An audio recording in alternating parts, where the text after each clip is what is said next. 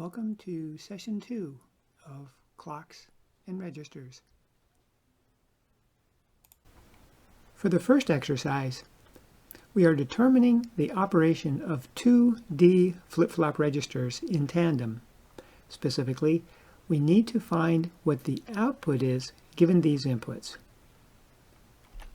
First off, we will add the intermediate signal enable D1 to our waveform lineup. And we find that it's just the enable input aligned to clock edges. Next, we'll see what's happening at the second D-flops input, and we see that the first active going input A would be caught by the clock edge shown. But of course, the D-flops input is ANDed with enable D1. And we do not catch enable D1 on the clock edge since, as we saw in the session, enable D1 takes some small but significant amount of time to go active and misses the clock edge. Therefore, the clock output A out stays low. This is an important point to note. The enable D1 could be caught by the next clock edge, but sadly now the A in input has gone low.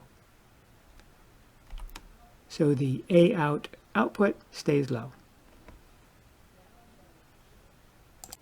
Moving on to the next clock edge, we find that both A in and enable D1 are caught by the clock. Even though enable D1 is falling with this clock, the same small delay now allows it to be caught before it falls away. Again, this is a very important point to absorb. So finally, the output A out goes active, at least until the next clock edge. For the final answer.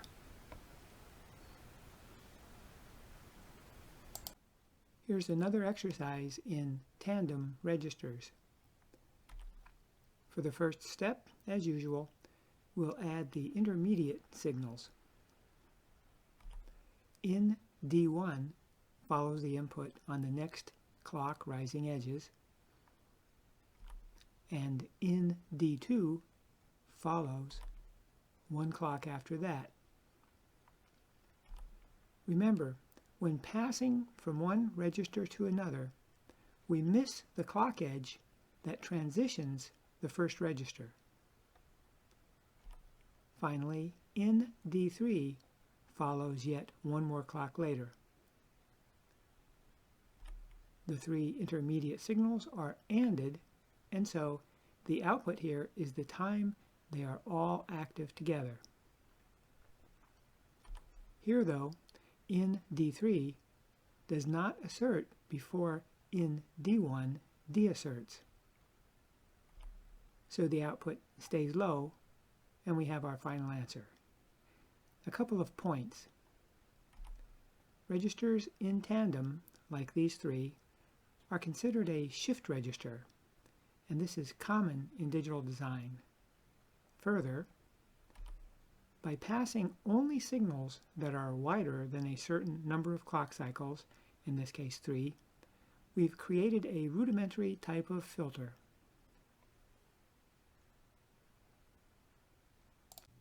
We saw from the last session that feeding the output of a D-flop back through an inverter creates a toggling signal. Now we'll add a second D-flop stage.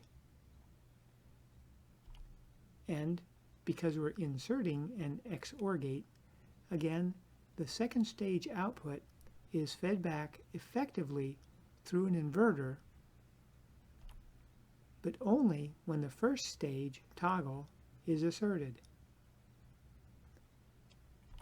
Remembering that the clock edge only catches toggle here at the end, not the beginning, thus creating this waveform for the toggle 1 output. where toggle 1 changes with each falling edge of the first stage toggle. In a similar fashion, we can add a third flop, a third stage. But now, instead of just feeding the previous stage to gate the new toggle's feedback, we will AND the first two stages to enable the inversion of the third stage, like so. Remembering that we miss the beginnings of these signals. And we get this for the third stage waveform for the final result.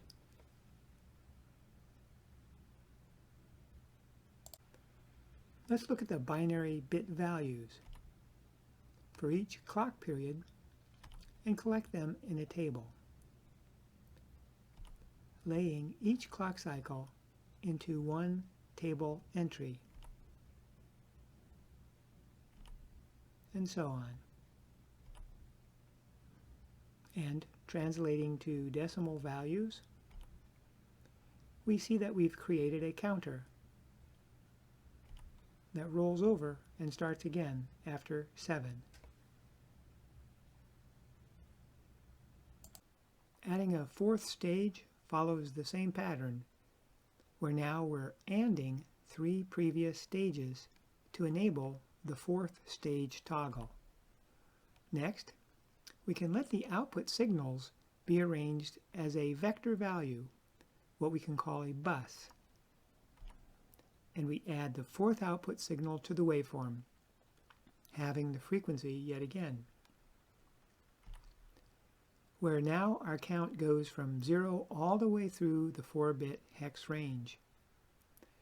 Digital counters are very common functional blocks, and next we'll look towards modularizing our expanding field of logic. First, we'll change the names of the output signals to something generic, out.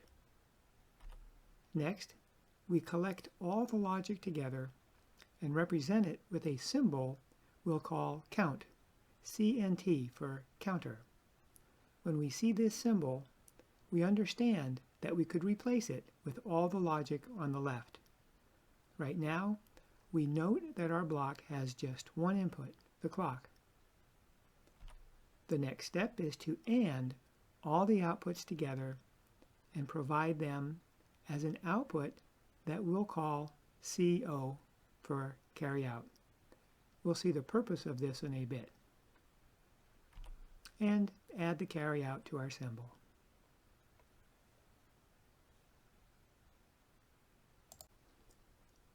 I have here located all the areas that control the toggling of each stage of the counter. Next, I'll add logic to provide more control.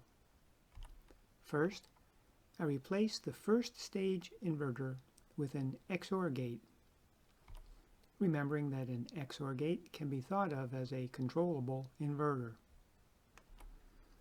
We'll tie this first stage toggle control to an input, which we'll come back to soon. Moving on to the next stage's toggle control, we add an AND gate and tie the other input to our new block input. Our last two stages already have AND gates, so we just expand those. Additionally, we gate the carry out with this enabling signal. And last, we name this new input, which we'll call CI for carry in. And finally, we add that to our symbol. You may have already guessed where this is going, so let's take it to the end. We start by going back to where we were recognizing that each stage, here for example, toggle 2, changes on the clock period when all the previous stages are 1. And we find the same thing with our 4-bit counter. We'll let these be associated with one of our count symbols. And we add another one. One that we want to continue counting from the first one. Looking at the first stage of our second counter block, clearly we want this to transition only when all four of the previous block's outputs are 1, which we've just seen is precisely the carry-out of the first stage. And the same applies to the next stage, and of course all the rest.